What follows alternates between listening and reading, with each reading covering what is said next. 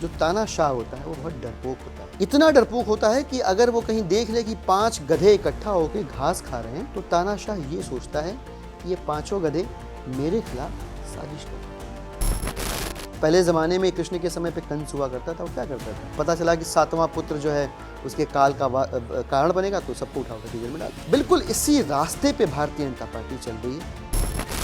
1000 से भी ज़्यादा रेड्स मारी जा चुकी हैं सीबीआई या ईडी। आज तक सबूत के तौर पे कागज़ का एक टुकड़ा भी न तो कोर्ट में पेश कर पाए न पब्लिक डोमेन में दे पाए। तो आपको लगता है कि ईडी इंडिपेंडेंट नहीं है अभी, ईडी बीजेपी से लड़ा है? ईडी कोर्ट में घुसती है और 20 सेकेंड से ज़्यादा बातचीत नहीं चली, ईडी कहती है हमको कोड चेंज करना है। आप व्यक्तियों को गिरफ्तार कर सकते हो, विचारधाराओं को गिरफ्तार नहीं कर सकते। हमें क्या आता है? हमें सरकार चलाना आता है। उनको क्या आता है? गैंग चलाना। गुंडे लफंगों की, अनपढ़ लोगों की पार्टी है।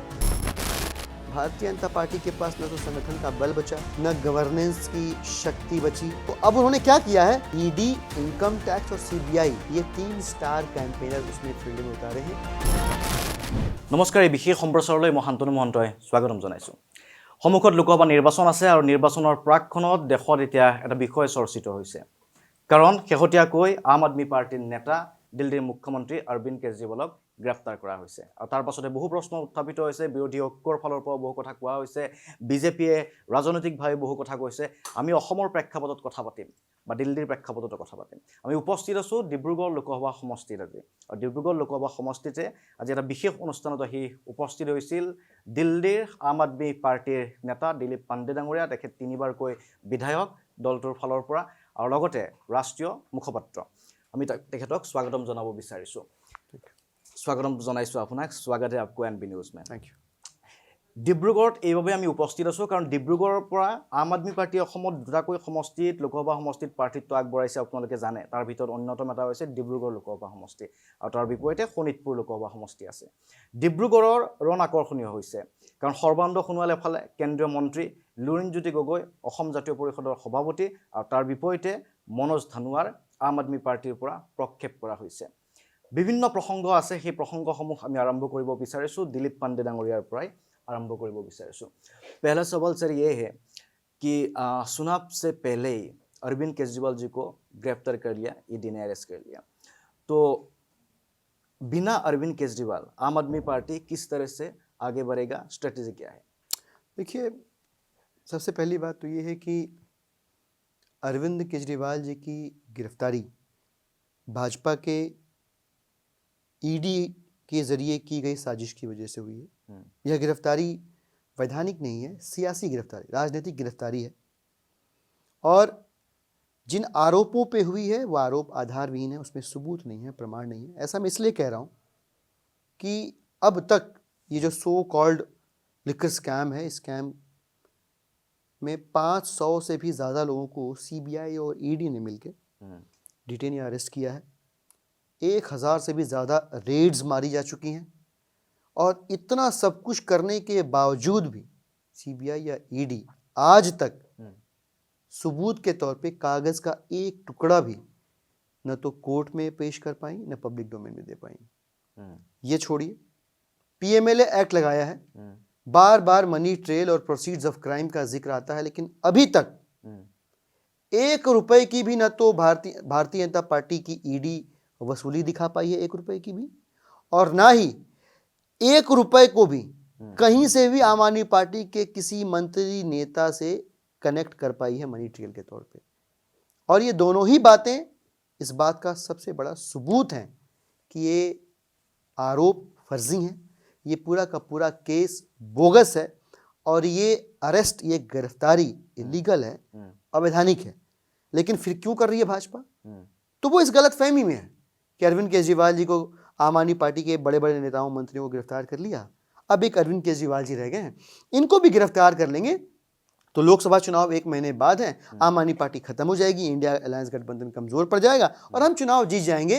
भाजपा ने, लेकिन मैं गलतफहमी इसलिए कह रहा हूँ भाजपा की कि अरविंद केजरीवाल जी को भाजपा एक व्यक्ति मानने की गलती कर रही है। अरविंद केजरीवाल जी एक आदमी नहीं है महज, वो एक व्यक्ति नहीं, वो एक विचार है, वो एक आइडिया है, वो एक आइडियोलॉजी को रिप्रेजेंट करते हैं। वो अच्छे स्कूल, अच्छे अस्पताल, बिजली, पानी, महिलाओं की सुरक्षा, महिलाओं के लिए सम्मान राशि, बुजुर्गों के लिए पेंशन की जो विचारधारा है, उस विचारधारा को रिप्रेजेंट करते हैं, जिस विचारधारा का स्वागत दिल्ली के बाद पंजाब ने किया, गुजरात ने किया, गोवा ने किया, और आसाम के अंदर गुवाहाटी ने भी उस आइडियोलॉजी को एक्सेप्ट करने का एक संकेत दिया। तो आप व्यक्तियों को गिरफ्तार कर सकते हो, विचारधाराओं को गिरफ्तार नहीं कर सकते। और यही वजह है कि 3 दिन हुए गिरफ्तारी को, और अभी भी लगातार दिल्ली की सड़कों पे सैकड़ों हजारों लोग निकल रहे हैं और कह रहे हैं कि हमें अरविंद केजरीवाल से प्यार है, मैं भी अरविंद केजरीवाल हूं, मुझे भी गिरफ्तार करो। आप बताइए, ऐसी विचारधारा को आप कैसे अरेस्ट कर सकते हैं? एक तरफ तो वो ऐसा नारा चल रहा है, दूसरी तरफ बीजेपी बोल रहा है कि मिठाई बांट रहे बीजेपी के लोग जब अरविंद केजरीवाल जी को अरेस्ट किया गया है। ईडी बोल रहे हैं कि किंगपिन है अरविंद केजरीवाल, हवाला के जरिए मनी का ट्रांजैक्शन हो रहा था। तो ये सब बातों को आप क्या बोलना चाहोगे, ये जो एलिगेशन है? देखिए, बहुत अच्छे एक लेखक थे हरिशंकर परसाई, उन्होंने अपनी एक किताब में लिखा कि जो तानाशाह होता है वो बहुत डरपोक होता है। इतना डरपोक होता है कि अगर वो कहीं देख ले कि 5 गधे इकट्ठा होकर घास खा रहे हैं, तो तानाशाह ये सोचता है कि ये 5 गधे मेरे खिलाफ साजिश कर रहे हैं। फिर वो तानाशाह क्या करता है, जिससे डरता है हर एक आदमी को, हर एक विरोधी को, हर एक विरोध की आवाज़ को दबाता है या जेल की सलाखों के पीछे डालता है। हमारे यहाँ भी कहानियाँ हुई हैं प्राचीन काल में। देखिए, पहले ज़माने में कृष्ण के समय पे कंस हुआ करता था। वो क्या करता था, वो पता चला कि 7वां पुत्र जो है उसके काल का कारण बनेगा, तो सबको उठा के जेल में डाल दिया। तो ये बिल्कुल इसी रास्ते पे भारतीय जनता पार्टी चल रही है। सबूत प्रमाण का तो नितांत अभाव है ही। भारतीय जनता पार्टी के लोकसभा चुनाव की आगामी हार के भय को भी अपनी इन हरकतों से भारतीय जनता पार्टी और स्पष्ट कर रही है। तो आपको लगता है कि ईडी इंडिपेंडेंट नहीं है, अभी ईडी बीजेपी से लड़ रहे हैं? अरे आप समझिए, हर चुनाव में क्या होता है, आप भी जानते होंगे, हर चुनाव में हर पार्टी अपना एक स्टार कैंपेनर उतारती है। उतारती क्यों उतारती है? हमारी भी स्टार कैंपेनर की लिस्ट आएगी, सब पार्टियां उतारती हैं। स्टार प्रचारक भी कहते हैं जिनको। भारतीय जनता पार्टी के पास न तो संगठन का बल बचा, न गवर्नेंस की शक्ति बची, न उनके पास कोई ऐसी पॉलिसी जिसका फायदा पूरे देश को हुआ हो।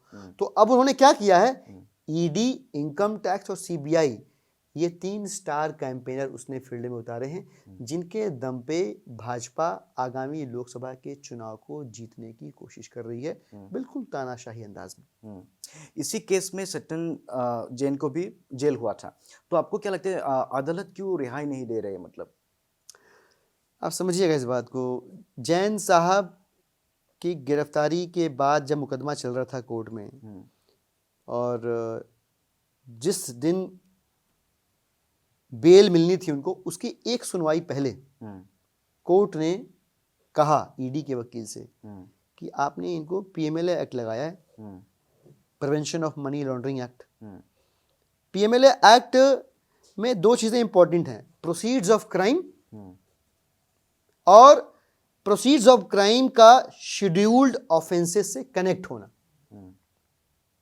कोर्ट ने पूछ दिया, बताओ भाई कहां कनेक्ट हो रहा है? ईडी के वकील को पता ही नहीं, कोई जवाब नहीं। बहुत सोच विचार के बोले, जी इन्होंने धोखा दिया है। तो ठीक है भाई, अच्छी बात है, धोखा दिया है तो किसी को दिया होगा। धोखा किसको दे सकते हैं, एक व्यक्ति को या एक संस्था को। तो पूछा भाई किसको धोखा दिया वो बताओ।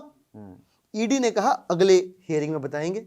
अगली हियरिंग आई, सब ये सोच रहे थे कि ईडी बताएगी किसको धोखा दिया। अब किसी को धोखा दिया हो तब ना, धोखा तो किसी को दिया ही नहीं। ईडी कोर्ट में घुसती है और 20 सेकेंड से ज्यादा बातचीत नहीं चली। ईडी कहती है हमको कोड चेंज करना है। और उसी दिन कोर्ट, जैसे उनको आभास हुआ कि अब हम फंस जाएंगे, पकड़े जाएंगे, कोर्ट सबूत मांग रहा है, कोर्ट इंसिस्ट कर रहा है कि प्रोसीड्स ऑफ क्राइम को शेड्यूल्ड ऑफेंसेस से कनेक्ट करना पड़ेगा, मुझे धोखा दिया है तो किसको दिया है ये बताने पड़े। अब इसमें से कुछ भी नहीं था उनके पास प्रमाण, तो उन्होंने कोर्ट चेंज करने की अपील लगा के कोर्ट ही चेंज कर दिया। बड़ा अच्छा एक शेर है कि लश्कर भी तुम्हारा है, सरदार, लश्कर मतलब सेना होती है, लश्कर भी तुम्हारा है, सरदार तुम्हारा है, तुम झूठ को सच कह दो, अखबार तुम्हारा है। बिल्कुल इसी रवैये पे सारा सर्कस भारतीय जनता पार्टी का सेट किया हुआ है। ऐसे सर्कस में और इतने खतरनाक कानून धारा के तहत बंद किया है जैन साहब को, पीएमएलए एक्ट, जिसके अंदर बेगुनाही का सबूत उसी के ऊपर है जिसके ऊपर आरोप लगा हुआ है, तो अब क्या उम्मीद करते हैं इस सत्ता तो से, अगर इस जैसे कि जैन साहब के साथ जो हुआ, अगर ईडी का ये सिलसिला फिर केजरीवाल जी के ऊपर भी चलेगा तो बहुत लंबा तक समय तक केजरीवाल जी को क्या अंदर रहना पड़ेगा? ना, अरविंद केजरीवाल जी को इस बात की चिंता बिल्कुल भी नहीं है।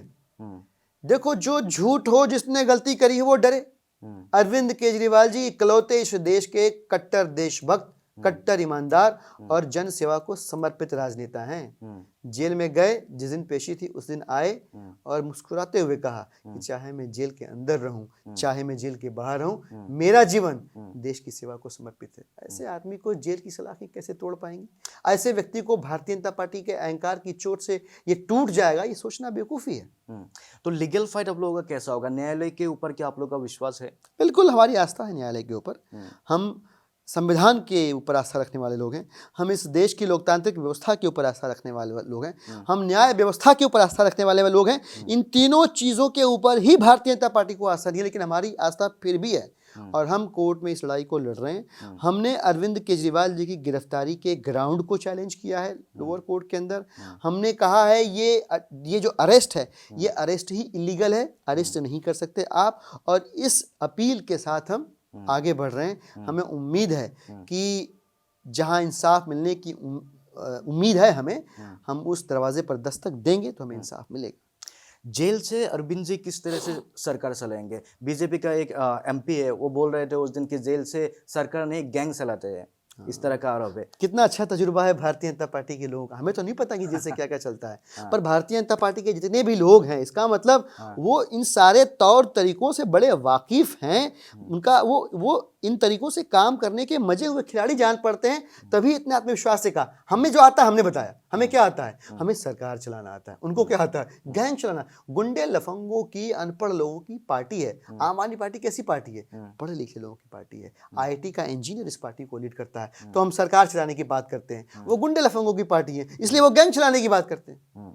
तो मतलब सरकार चलाना पॉसिबल होगा? किस तरह से होगा? बिल्कुल बिल्कुल। हमने सारे संवैधानिक प्रावधानों का, जो भी कॉन्स्टिट्यूशनल मैकेनिज्म्स हैं, उनका अध्ययन कर लिया, उनकी पड़ताल कर ली है।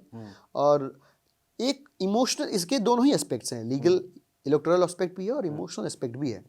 इमोशनल एस्पेक्ट ये है कि, और जो एक तरह से डेमोक्रेटिक एस्पेक्ट भी है कि दिल्ली की जनता ने दिल्ली को चलाने की जिम्मेदारी अरविंद केजरीवाल जी को दी है। अब अगर उस जिम्मेदारी को किसी और के कंधों पे शिफ्ट किया जाए किसी भी कारण से, तो दिल्ली की जनता के साथ धोखा होगा। इसलिए अरविंद केजरीवाल जी को भाजपा अरेस्ट करके चाहे आकाश पाताल लेके जाए, चाहे जेल लेकर जाए, दिल्ली की जनता का आदेश अरविंद केजरीवाल जी के लिए है कि सरकार तो आप ही चलाएंगे, तो सरकार वहीं से चलेगी। चाहे जेल से ही हो, चाहे जहां लेके जाए, सरकार वहीं से चलेगी।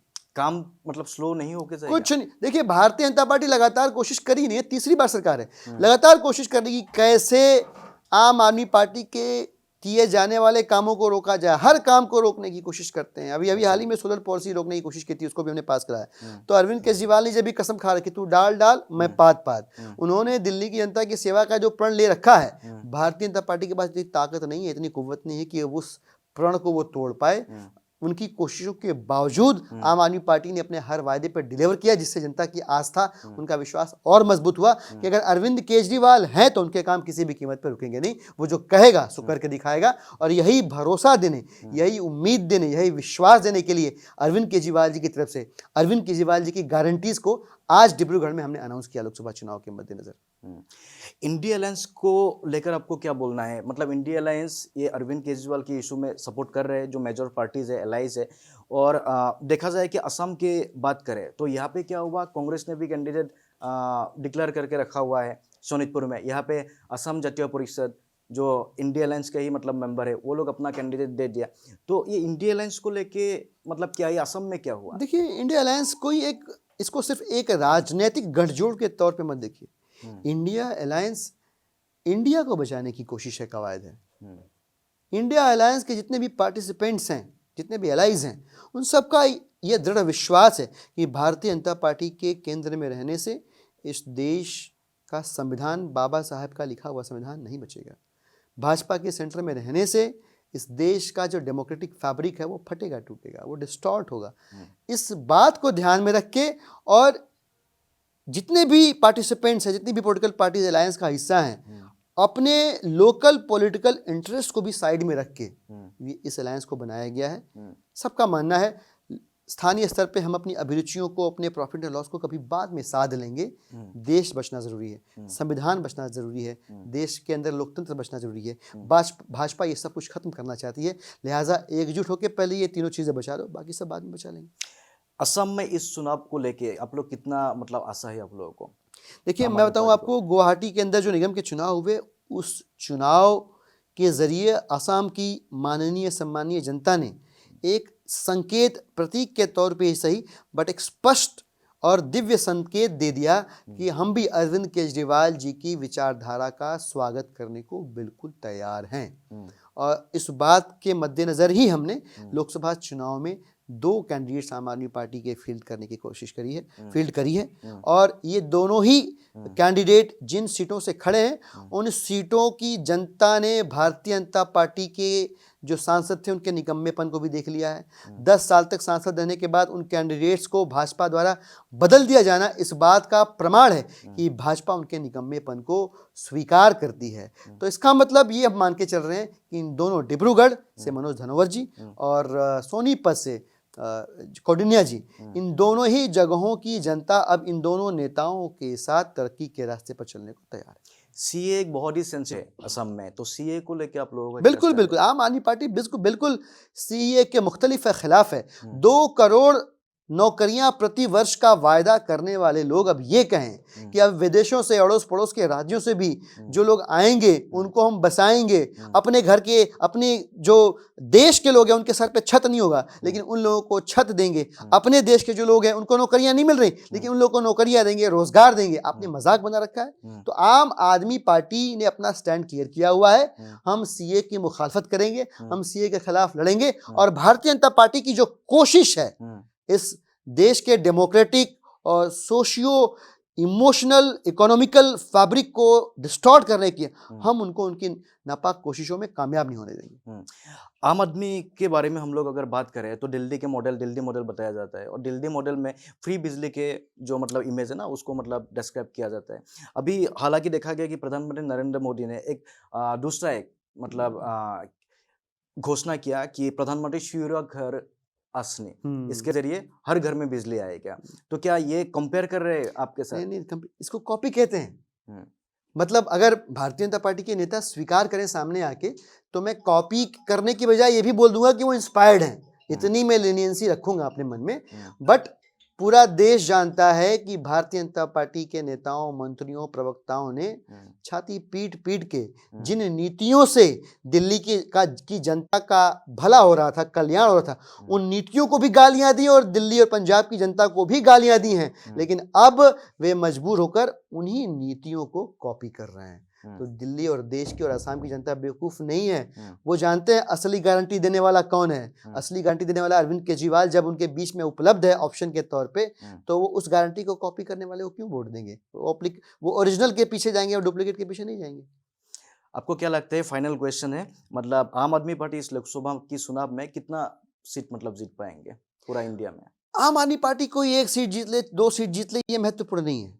महत्वपूर्ण ये है कि आसाम बदलाव के लिए, असम के लोग बदलाव के लिए कितने तैयार हैं। आम आदमी पार्टी की 1 जीत 2 जीत महत्वपूर्ण नहीं है। देश या प्रदेश का कल्याण, प्रदेश की जनता का भला, इस भाव को हम सीने में लेके चुनाव के अंदर उतरते हैं। पूरा देश में कितना सीट आ सकते हैं आप लोगों को? अभी देख रहे हैं तकरीबन 22 सीटों के ऊपर इंडिया अलायंस का हिस्सा बन के हम चुनाव लड़ रहे हैं। बट जैसा कि मैं कह रहा हूं कि अब डिब्रूगढ़ और सोनीतपुर है कि सोनीतपुर की जनता को तय करना है कि वो बदलाव के रास्ते पर अरविंद केजरीवाल जी की गारंटियों के साथ चलने को तैयार है कि नहीं, या भारतीय जनता पार्टी के का जो निकम्मापन है उसके साथ आगे बढ़ना है, या उनका जो छलावा है, भुलावा है, उनका जो प्रोपेगेंडा है, उसमें उलझकर 5 साल फिर से जो है वो तरक्की जिस दिशा में है उसकी अपोजिट डायरेक्शन में जाना है। ये यहाँ के जनता जनार्दन को तय कर रहा है। और मुझे लगता है कि जनता बड़ी समझदार है। उन्हें मालूम है कि बदलाव का रास्ता मनोज धनोवर और कौंडिन्या जी के साथ चलने पर ही मिलेगा। ठीक है, बहुत बहुत धन्यवाद, आपने ये समय दिया हम लोगों को। और यहाँ आছিলে दिलीप पांडे डांगरिया, 3বাৰকৈ তেখেতে বিধায়ক হৈছে আৰু বহু কথা আমি সম্পৰ্কে কথা পাতিলোঁ, অৰবিন্দ কেজৰিৱাল সম্পৰ্কে কথা পাতিলোঁ। লক্ষণীয় হ'ব অনাগত সময়ত, ভোটৰ সময়ত ৰাইজে কি সিদ্ধান্ত গ্ৰহণ কৰে।